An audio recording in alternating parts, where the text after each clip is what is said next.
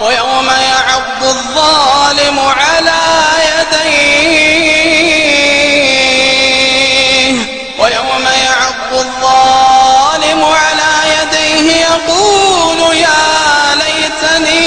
يقول يا ليتني اتخذت مع الرسول سبيلا يا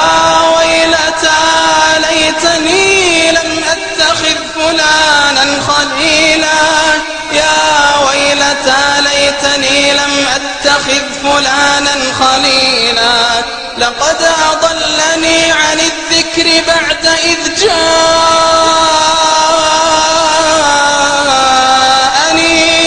وكان الشيطان للإنسان